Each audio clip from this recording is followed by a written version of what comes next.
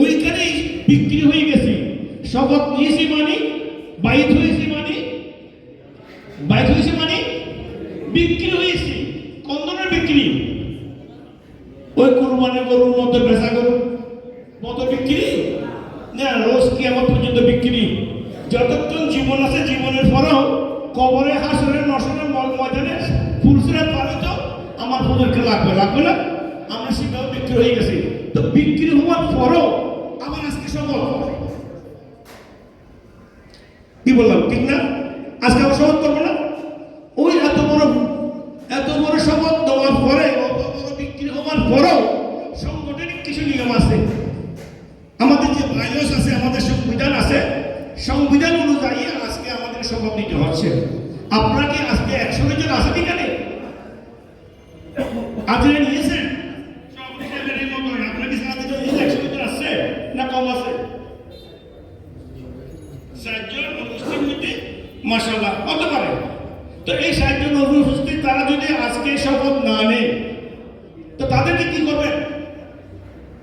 বাইরে কি লেখা আছে? তারা যদি আজকে শপথ নেয়, আমরা দেখতেছি করি শপথ একটা মূল্যবান জিনিস। মাশাআল্লাহ আগামীতে 12 তারিখ নির্বাচন হবে, 300 আসনের নির্বাচন হবে, 300 জন এমপি হবে।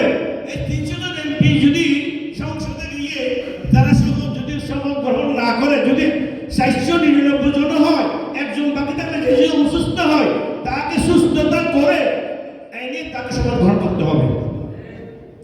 এই রেজাল্টটা, এই ফর্মুলা আমরা ইতিপূর্বে গ্রহণ করি নাই।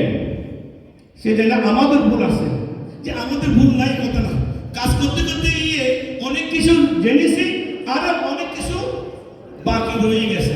তো সেই ধন্যবাদ জানাচ্ছি আমাদের নব আহ্বায়ক কমিটি, যে আহ্বায়ক কমিটির আহ্বায়ক হচ্ছেন যে আমাদের এসডিপি সিনিয়র নায়ক সদর আলহাজ মঞ্জুর মঞ্জু, তার ওরা 11 জন সহ 11 জন মাত্র 11 জন, ওরা 11 জন সংস্কৃত 11 জন মিলে ইন বহুত কৃষ্টি আছে, ইন বাদ দিলাম।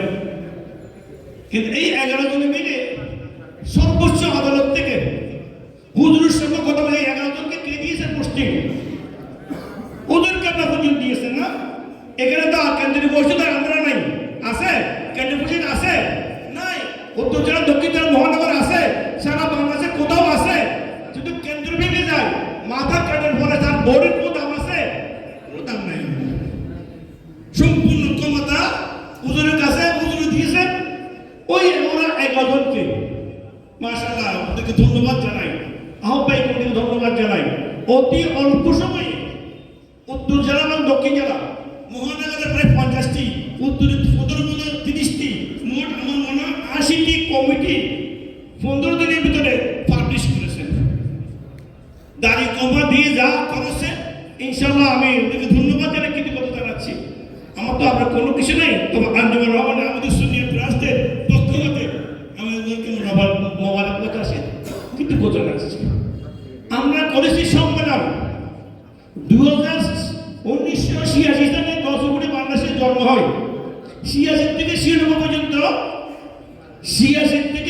পর্যন্ত আমরা সিলেকশন করেছি।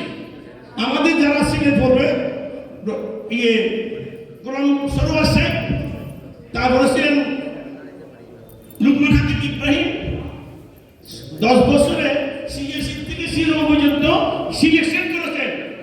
96 ফল থেকে সিরাজুল হক সাহেব যখন আসেন, সিরাজুল হক আসার ফল থেকে আমরা আস্তে আস্তে সাংগঠনিক নিয়ম ধরে, তরিকতের নিয়ম না, সাংগঠনিক নিয়ম ধরে আমরা আস্তে আস্তে সম্মেলন করা শুরু করলাম।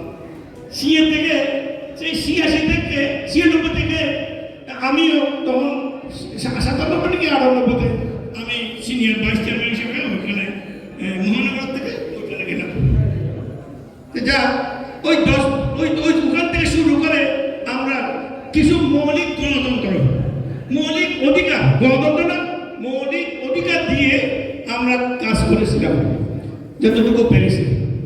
যার দ্বারা আজকে আমরা আমাদের কিছু গোলের দ্বারা আমরা সেটা হুজুর কেবলা পর্যন্ত যে পৌঁছেছে এবং সর্বোচ্চ আদালত থেকে